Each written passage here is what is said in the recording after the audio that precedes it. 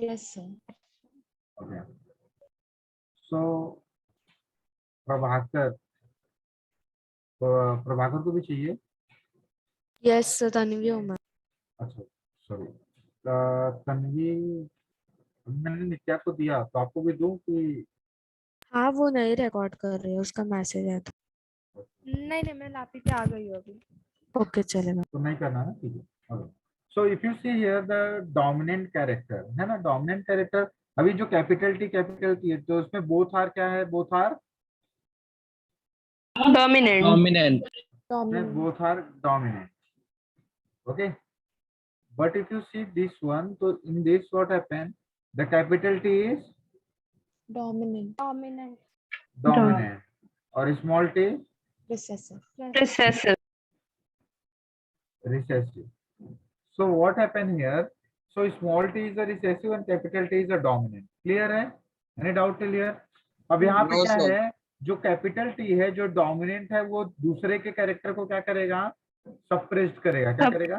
Suppressed करेगा. So that is called as what? The character which is expressed and it suppress the other character is called as the dominant character and it is indicated by capital letter. Understood? This is the definition. Second is what? Yes. Recessive. Recessive में क्या होगा? तो अभी जैसे ये recessive, दोनों अगर recessive हैं, तो दोनों रिसेसिव हैं, तो एक दूसरे को कोई हाइड करेगा क्या? किसी का कैरेक्टर? तो दोनों एक दूसरे के कैरेक्टर हाइड नहीं करेंगे. ठीक है. तो दोनों, ये इसको और ये इसको, दोनों एक दूसरे को संभाल कर चलेंगे. तो जो ये होगा कैरेक्टर होगा, वो क्या होगा? डॉर्फ होगा. क्या होगा? डॉर्फ होगा, Dog. है ना. Yes, sir. अभी यही अगर कैपिटल टी और स्मॉल टी रहेगा, तो स्मॉल टी वाला क्या है? Suppressed हो जाएगा, sir. रिसेसिव रहेगा. और ये अपने कैरेक्टर को क्या करेगा? सप्रेस कर Suppress. लेगा और हाइड कर लेगा. ठीक है. Suppress. It will hide their own character and it will not shows their own character, so that is called as the recessive character. Okay. So please write it down.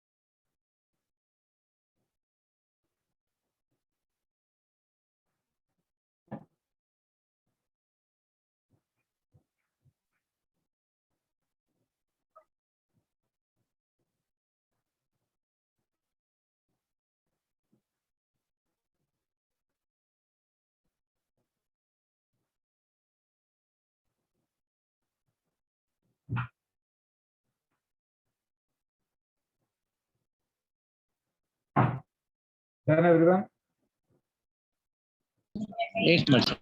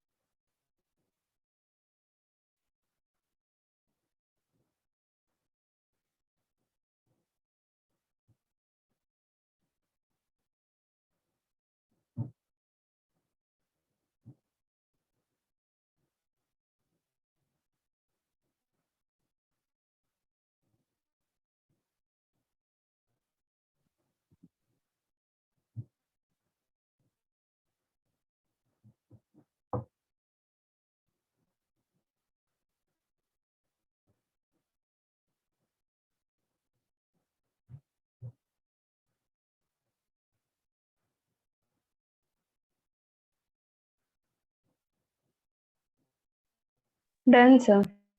Done sir.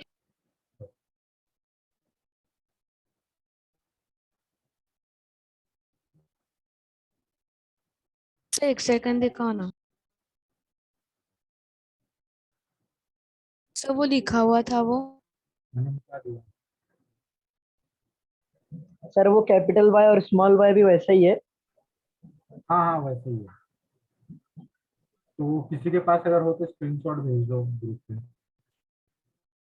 Otherwise from recording you can take. Okay, so here if you see the Gregor Mendel, ठीक है, Gregor Mendel is also called as is the father of genetics. Genetic. Exam में question आता है कि he is what is father of genetics. तो he was what farmer, ठीक है। तो Gregor Mendel was the son of farmer who is from Austria. कहाँ से थे? ऑस्ट्रिया से थे, ठीक है। तो एग्जाम में क्वेश्चन आता है कि who is the father of genetics, that is Gregor Mendel. तो Gregor John Mendel, he is the father of genetics. So G.J. Mendel as a father of modern genetics, Gregor Mendel developed the principle of heredity while studying 7 pair of inherited character in a pea plant, ठीक है। तो ये क्या थे? Farmer थे। क्या थे? Farmer family farmer. से, फार्मर फैमिली से बिलोंग करते थे। तो फिर स्टडीज करते करते करते तो ही थॉट दैट कि मतलब कि जब मैं यही काम ही करता हूँ तो आई कैन सी कि आई कैन ये, ठीक है, एक्सपेरिमेंट ऑन दी प्लांट। तो उन्होंने कौन सा प्लांट चुना था? पी प्लांट चुना था। एग्जाम में क्वेश्चन आता है, ठीक है, ही चोज पी प्लांट, ठीक है। और पी प्लांट चुना था, उसके बारे में क्वेश्चन आता है, ठीक है। I will explain it. So, although the significance of his work was not recognized during his lifetime, it has become the basis for present day field of genetics. तो देखो प्रॉब्लम क्या था मालूम है क्या? प्रॉब्लम ये था कि अब जिस समय पे ग्रेगर मेंडल ने जेनेटिक्स के बारे में अपने को बताया, ठीक है, जेनेटिक्स के बारे में बताया, उस समय अपने पास इलेक्ट्रॉन माइक्रोस्कोप था क्या? नहीं। नहीं।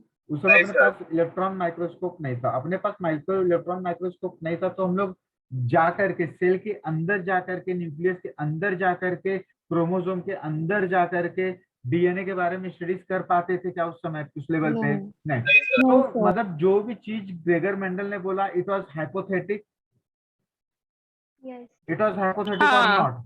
अभी जैसे आज हम लोग ज्योग्राफी पढ़ते हैं, तो ज्योग्राफी पढ़ते समय हम लोग ने कैसे पढ़ा हुआ ज्योग्राफी? तो हम लोगों को सब हवा के बारे में पढ़ना पड़ता है। कौन सी एयर करंट कहाँ से आ रही है, कौन सी एयर करंट कहाँ पे जा रही है, कौन सी एयर करंट कहाँ से ये अपना पानी लेकर के आ रही है, ये मतलब कि मॉइस्चर लेकर के आ रही है। तो ये सब चीजें हम लोग कहाँ पे पढ़ रहे हैं? ज्योग्राफी में पढ़ रहे हैं। लेकिन सोचो जब ज्योग्राफी का डेवलपमेंट नहीं हुआ था तो लोग क्या बोलते थे? यहाँ पे भगवान ज्यादा प्रसन्न है। तो मतलब ये सब क्या हो जाता था? ये सब गॉड गिफ्टेड हो जाता था ना। जो चीज आप प्रूफ नहीं कर जो चीज आप प्रूफ नहीं कर सकते हो, अभी भी आप क्या बोलते हो? भगवान की दया से। हाँ। आप गए एग्जाम देकर के आ गए, पास होने के वांदे थे और गलती से 80-85% आ गया, तो भगवान की दया से ही आया ना। हाँ। तो मेरे कहने का मतलब कि जो चीज अपने पास नहीं है, जो चीज अपने हाथ में नहीं है, वो चीज हम लोग किसके ऊपर डाल देते हैं? किसी एक सुपर पावर के ऊपर डाल देते हैं, जिसको हम लोग गॉड बोलते हैं, ठीक है। अलग अलग मतलब अलग अलग रिलीजियस में सबके अलग अलग गॉड है। क्लियर है? Any doubt clear? तो ये देखो सेम चीज क्या हुआ था, सेम चीज ग्रेगर मेंडल के साथ हुआ था।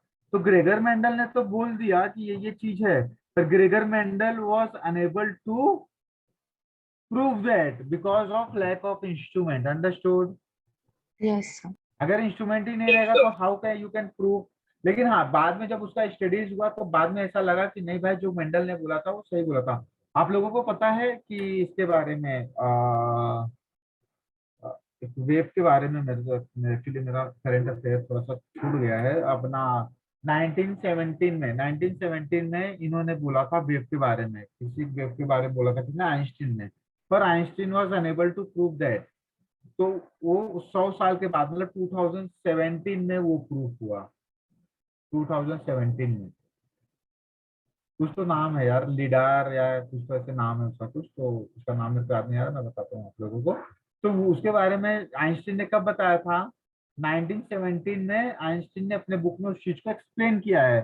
But no one is what, no कोई भी उसको मानने का रेडी था क्या? नो वन वर नहीं। एग्री ऑन दैट, ठीक है, थियरी। और वो थियरी को 2017 में जब पूरे के पूरे इंस्ट्रूमेंट्स आ गए तो उसके थ्रू उसको प्रूव किया गया। तो अब बोला गया कि मतलब कि आइंस्टीन ने 100 साल पहले जो बोला था वो चीज आज भी सही है ना? तो वही सेम थिंग इसके साथ हुआ था, ग्रेगर मेंडल के साथ हुआ था। ओके, चलें आगे।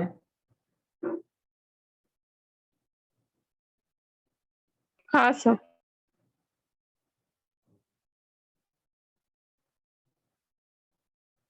सर 1 मिनट दिखाओ ना पुराना slide.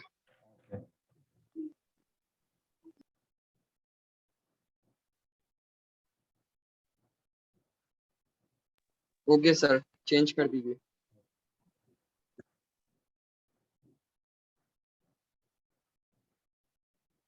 So Mendel's approach, if you see Mendel's approach, so he conducted hybridization.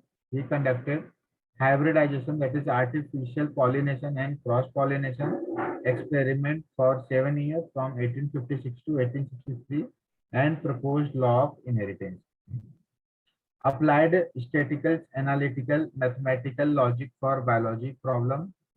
ठीक है, large sampling, large greater creativity to data, experiment through breeding pea lines, continuous self pollination, फिर confirmations of inference from experiment on successive generation of test plant, proved general rules of inheritance.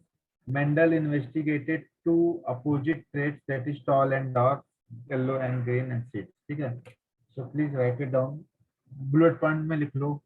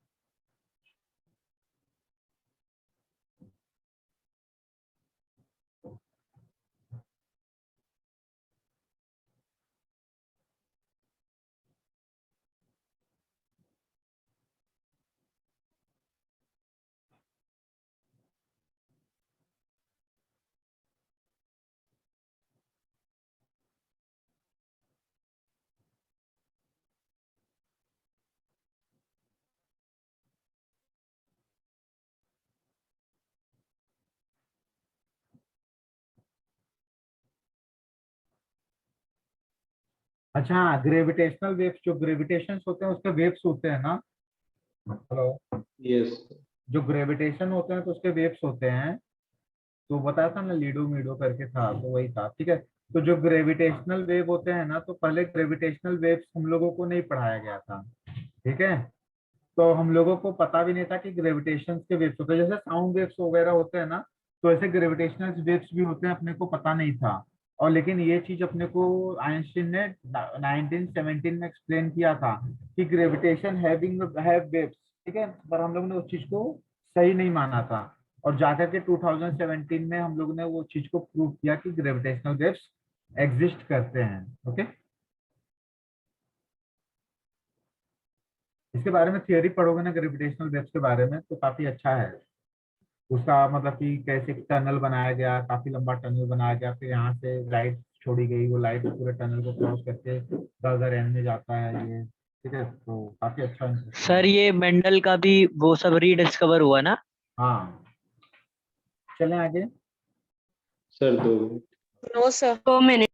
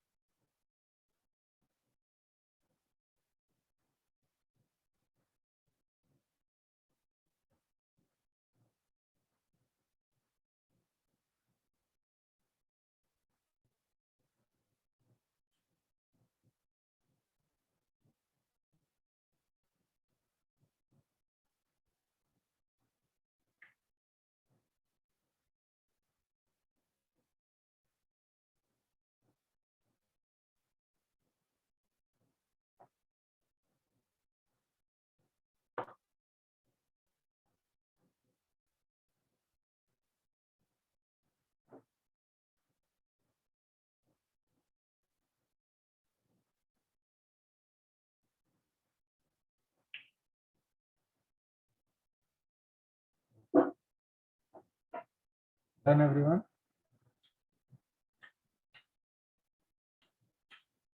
Sir, 2 minutes.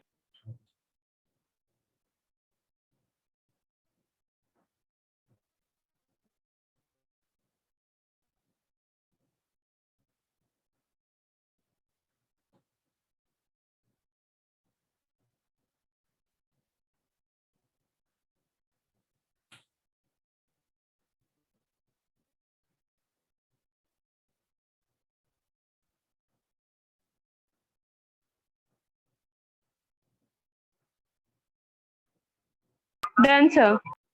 Okay, चलते हैं आगे. Why Mendel selected pea plant? Exam में question आ सकता है, ठीक है. Why Mendel selected pea plant? So first of all, pure variety are available. ठीक है, प्योर वैरायटी अवेलेबल है. प्योर मतलब कि जो भी रहे सिमिलर रहे, प्योर ये, ठीक है, एलेल.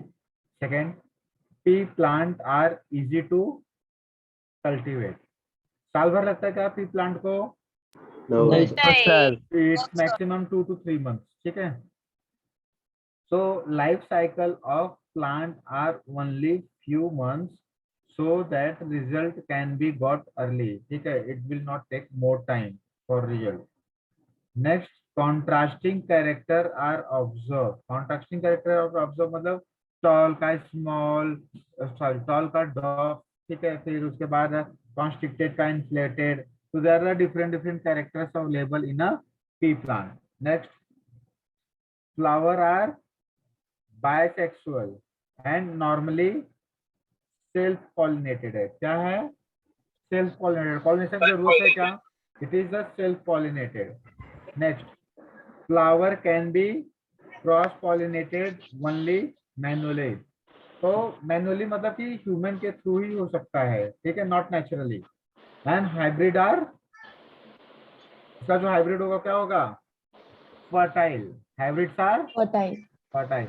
आपको मालूम है मार्केट में बहुत सारे मॉन्सेंटो और ये सब जो भी ये हैं, जिन लोग ने हाई एल्ड वैरायटी सीड्स बनाया हुआ है, उनका सबसे बड़ा प्रॉब्लम क्या मालूम है? उन लोग ने जो सीड बनाया फर्टाइल होते हैं क्या?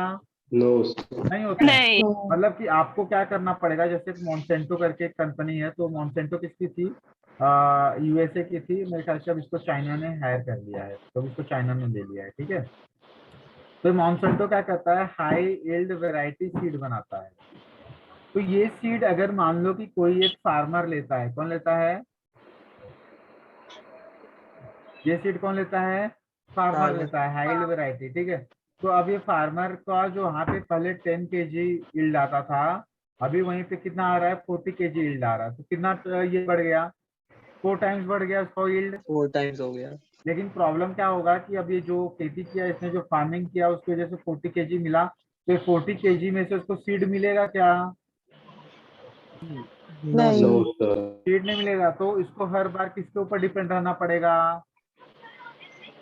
वो हर कंपनी. बार वो कंपनी पे डिपेंडेंट रहना. मल्टीनेशनल कंपनी पे डिपेंडेंट रहना पड़ेगा ना. हो सकता है कि वो कंपनी आज जो चीज 10 रुपए का बेच रही है, कल इसको 100 रुपए का कर देगी. ठीक है, इसको क्या मिला? इसको ये प्रॉफिट कितना हुआ? 4 times. ठीक है, लेकिन इसको यहाँ पे कितना प्रॉफिट हो सकता है? 10 टाइम हो सकता है कि 10 नहीं? times. तो मतलब कि we have to totally depends on the multinational company for the seed और फॉर द हाइब्रिड, ये hybrid seed.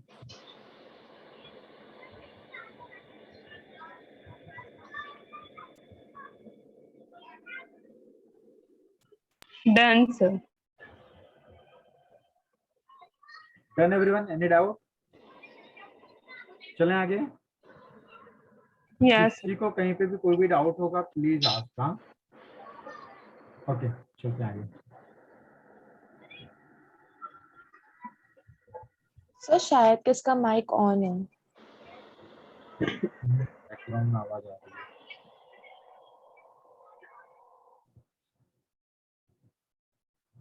Sir, can you show the previous slide?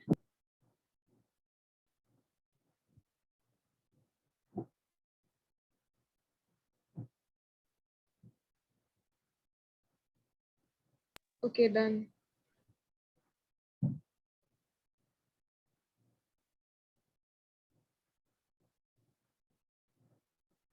Okay, so Mendel hybridization experiment is Mendel selected how many pairs, exam में question आता है 7 pair pairs. हमारे पूछ सकता है, ठीक है। तो Mendel selected 7 pairs of true breeding, Mendel selected 7 pair of true breeding garden pea variety that is also called as the garden pea. What is the Latin name of garden pea? Pisum Pisum sativum. sativum. Pisum sativum. Okay.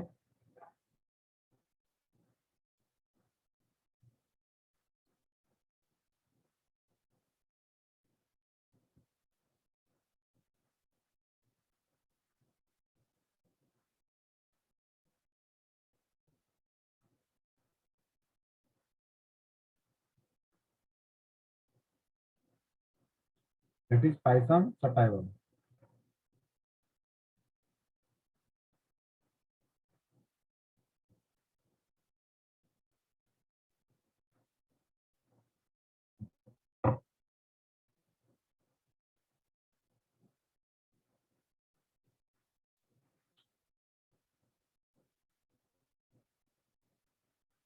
चलें आगे। Done, sir.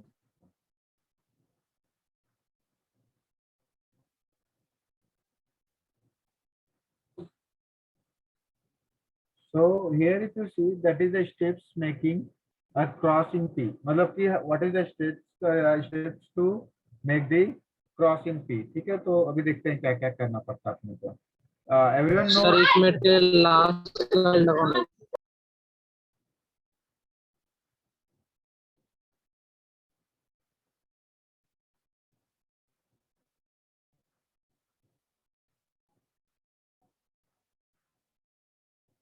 Done. Done sir.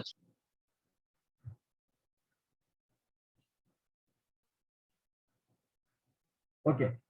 So here if you see what is the steps for making a crossing P. अब देखो सबसे पहले क्या होगा, सबसे पहले आपको सिलेक्ट करना होगा। क्या करना होगा? सिलेक्ट करना होगा। क्या करना होगा? Selection. So first of all there selection of 2P plant with contrasting character. What do you mean contrasting character? Different. Different characters. Not different. Different character मतलब ऐसा हो सकता है क्या?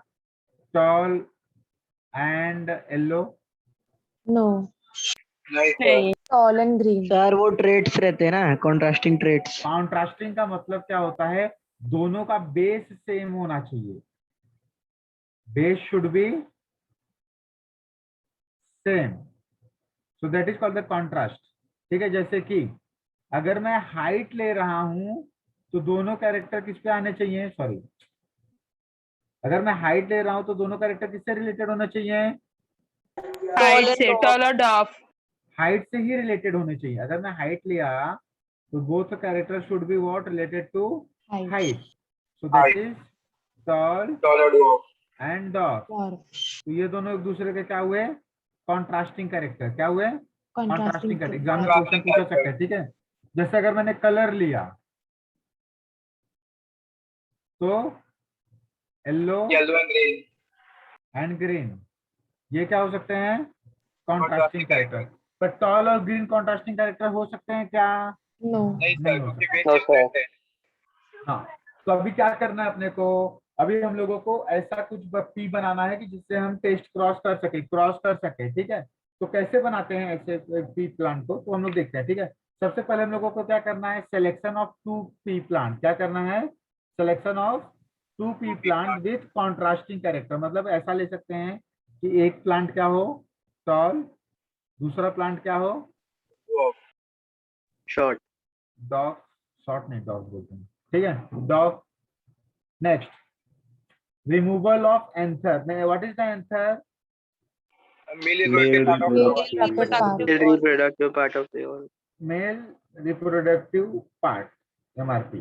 ठीक है, अब देखो यू नो कि मेल रिप्रोडक्टिव पार्ट के रिमूवल को इनएस्पिलेशन बोलते हैं। You heard about it? Yes. ठीक है, यस तो अभी सर। हम लोग ने क्या किया? सबसे पहले हम लोग ने 2 कॉन्ट्रास्टिंग कैरेक्टर वाले पी प्लांट को लिया, फिर हम लोगों ने उसमें से किसको निकाल दिया? एंथर को निकाल दिया। किसको निकाल दिया?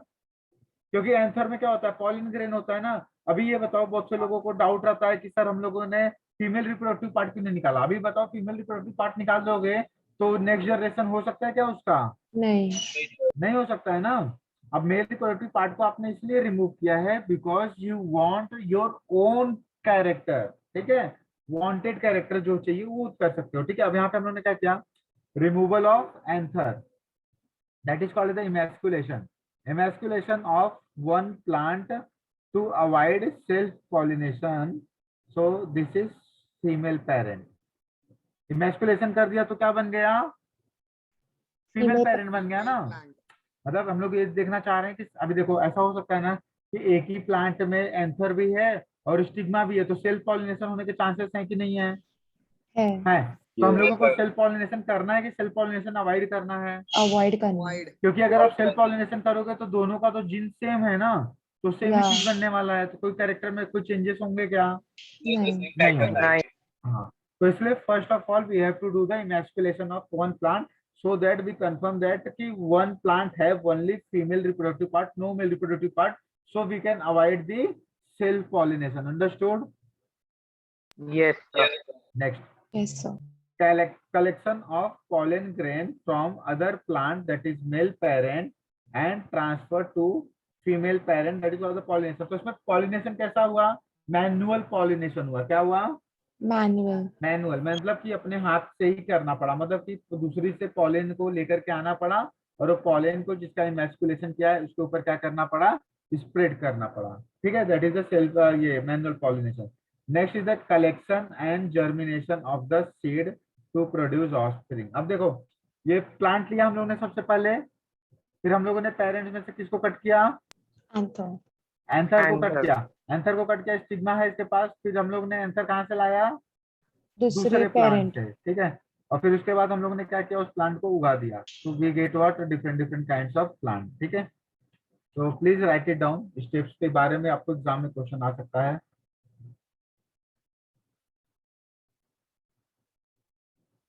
मतलब से इसमें बता रहे हैं ना ये डायग्राम में एक टी प्लांट से इतने प्लांट उगा सकते हैं। हाँ हाँ वो बताएंगे, अभी आगे देखते हैं क्या है।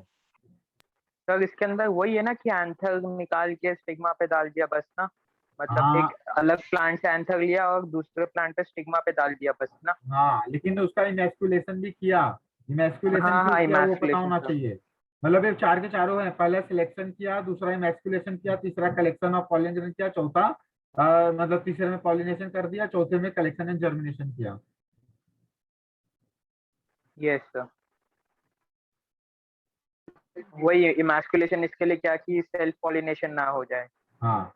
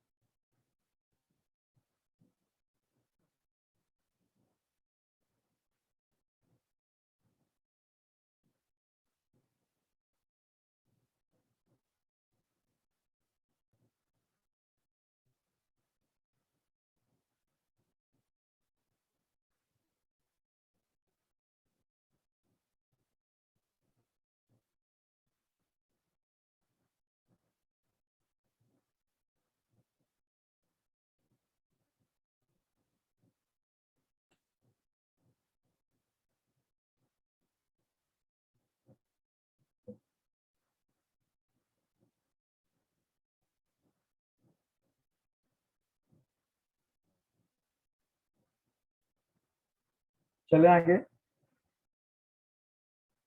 Yes, sir.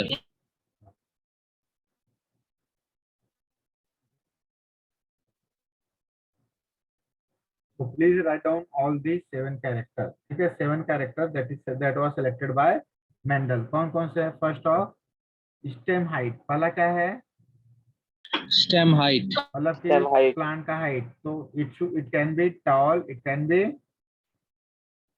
डॉफ, ओके। वाह, नेक्स्ट फ्लावर कलर, उसने किसको चूज किया, फ्लावर कलर। तो फ्लावर कलर कैसा हो सकता है, it can be Violet or white. Violet और इट कैन बी व्हाइट, ठीक है। तो वायलेट भी हो सकता है फ्लावर कलर एंड व्हाइट भी हो सकता है, ठीक है। Can you see here? Tall and short or dog, purple and white. Third is flower position. तो flower position को क्या हो सकता है? It can be axial, it can be terminal. Axial मतलब at the axis. Can you see first वाला diagram? Can you see it is Yes, on the axis? It is on the axis. और last वाला अगर आप देखोगे इसके नीचे वाला, that is a terminal. Can you see it is a terminal? Yes, sir. Last में. Yeah, it is on the terminal. Next is the pod नहीं shape. समझा एक्सियल टर्मिनल। अरे एक्सियल में क्या हो रहा है, रुको मैं बता रहा हूँ आपको। एक्सियल दिख रहा है, एक्सियल टर्मिनल में देखो ये हाँ यस सेम ही दिख रहा है। ये हाँ सेम दिख रहा है। ये जो टर्मिनल में देखो क्या हो रहा है, ये जहाँ पे ये पूरी डाल खत्म हो जा रही है वहां पे फ्लावर है। ये देखो डाली खत्म हो गई, वहां पे फ्लावर है, ठीक है? हाँ सर दिखा। देखो यहाँ पे डाली खत्म हो जा रही है, वहां पे प्लान है। ब्रांचेस जहाँ पे खत्म हो रहे हैं वहां पे फ्लावर है, तो इट इज अ टर्मिनल। यहाँ पे देखो, वहां पे देखो, ये जो ब्रांच है ये इतना आगे तक गया है, तो फ्लावर लास्ट में आया है कि बीच में ही आ गया है? बीच में आ गया एक्सियल। हाँ, तो इधर भी देखो बीच में आ गया है, ठीक है? तो दैट इज एक्सियल। और जब एंडिंग में Yes. आएगा तो that is terminal. Understood? Next is the pod shape. Pod shape, अब ये इन्फ्लेटेड भी हो सकता है और कॉन्स्ट्रिक्टेड भी हो सकता है। Can you see inflated and constricted? So it can be inflated, it can be constricted. Okay? Okay? Yes Next is the pod color. Pod color क्या है? Pod color can be green, it can be yellow. Can you see green and yellow? फिर sheet shape. Sheet shape round and wrinkle. And sheet color is what? That is yellow and green. अब देखो इसमें dominant भी दिया हुआ है और recessive भी दिया है। अब डोमिनेंट के लिए हम लोग यहाँ पे टी लिखेंगे, तो इसके लिए क्या लिखेंगे? Small T. Flower colour violet के लिए वी लिखेंगे, तो इसके लिए डब्ल्यू। Small we. खाओगे अलग अलग कैसे करोगे? अलग अलग करोगे आपको खुद ही पता नहीं चलेगा, कंफ्यूज हो जाओगे, ठीक है? तो स्मॉल वी। एक्सियल के लिए ए लिखोगे तो स्मॉल के लिए स्मॉल है। इन्फ्लेटेड के लिए आई लिखोगे तो इसके लिए स्मॉल आई। ग्रीन के लिए जी लिखोगे तो इसके लिए स्मॉल जी। इसके लिए आर लिखोगे तो इसके लिए स्मॉल आर। इसके लिए कैपिटल वाई लिखोगे तो इसके लिए स्मॉल, ठीक है? सो प्लीज राइट इट डाउन। और ये याद रहना चाहिए, एग्जाम में क्वेश्चन आ सकता है कि which of the following is not included in the Mendel selection. तो हो सकता है आपको 4 दिया रहा है, उसमें से एक ऐसा रहेगा जिसको मेंडल ने अपने एक्सपेरिमेंट का पार्ट नहीं बनाया था, ठीक है? तो वहां पे आप फंस सकते हो।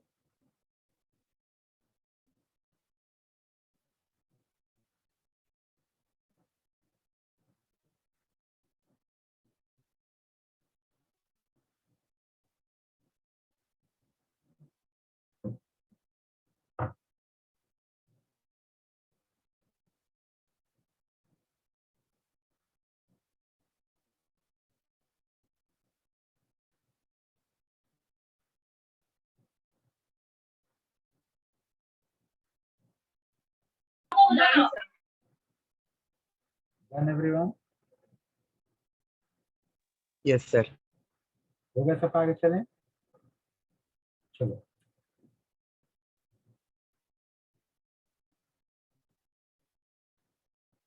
Now come to the inheritance of one gene. What? Inheritance of one gene. Inheritance of one gene is called as monohybrid cross, ठीक है? वन जीन का मतलब क्या होता है? Monohybrid cross. One contrasting character. One gene का मतलब क्या हुआ? One contrasting character. One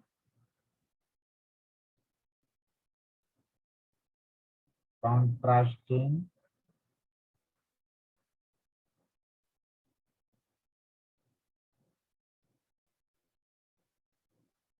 character.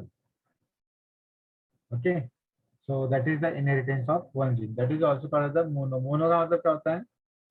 Single. Single. Single.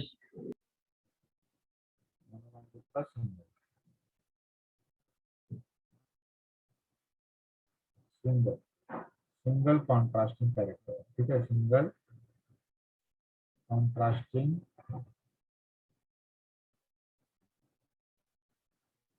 Character. Okay, so अब देखते हैं सो अक्रॉस क्या, a cross involving two plant differing in one character, one कौन सा कैरेक्टर होना चाहिए, differing in one Contrasting character. different one character of the contrasting character. Example, Mendel crossed tall and dwarf pea plant to study the inheritance of one gene. ठीक है, अभी देखो पहला वाला दिख रहा है आप लोगों को, पहला वाला दिख रहा है। Yes, sir. तो ये चीज में हमेशा याद रखना, जो पेरेंट होगा, parent should be pure line, parent should be Pure line. Pure line. Parent should be pure line. अब यहाँ पे क्या हुआ होगा, ये पेरेंट्स हो गया, तो उसमें आपको हमेशा 3 जनरेशन के बारे में लिखना पड़ेगा, कौन कौन से 3 जनरेशन होगा। तो फर्स्ट क्या होगा आपका, पेरेंट जनरेशन होगा, क्या होगा, पेरेंट जनरेशन होगा, जिसको हम लोग पी लिखेंगे, क्या लिखेंगे, पी जनरेशन। फिर दूसरा क्या होगा, F1 जनरेशन होगा, क्या होगा, अभी लिखना नहीं है, मैं लिखवाऊंगा, ठीक है। F1 जनरेशन, तो F1 जनरेशन है तो उसको क्या बोलेंगे, फिलियल 1 जनरेशन, क्या बोलेंगे, फिलियल 1 जनरेशन, ठीक है। F का मतलब क्या होता है, फिलियल जनरेशन, और लास्ट वाला क्या है, F2 जनरेशन। तो अब यहाँ पे क्या हुआ होगा, अब यहाँ पे जैसे हम लोग देखते हैं, तो वापस बताइए ना, क्या, वो जो आपने बताया F1 जनरेशन F2 देखो जनरेशन। देखो, अब कभी भी हम लोग ना मोनो हाइब्रिड क्रॉस करें या डाई हाइब्रिड क्रॉस करें, तो इसमें अपने को एक चीज ध्यान में क्या रखनी है, आप मोनो हाइब्रिड क्रॉस करो या डाई हाइब्रिड क्रॉस करो, आपको 3 स्टेप करने हैं। कितने स्टेप करने हैं, 3। तो पहला जो स्टेप होगा वो क्या होगा, पेरेंट का होगा, क्या होगा, parent, and parent should be pure line, parent should be pure line. Pure line मतलब Homozygous. Purely tall or purely dwarf. Homozygous. So second क्या होगा, second is the F1 generation. F1 generation को क्या बोलेंगे, F का मतलब क्या है, what is the Filial. Filial, ठीक है। एंड उसके बाद जो आएगा that is the F2 generation, that is also filial 2 generation. Clear है। Yes sir. अब देखो जस्ट मैं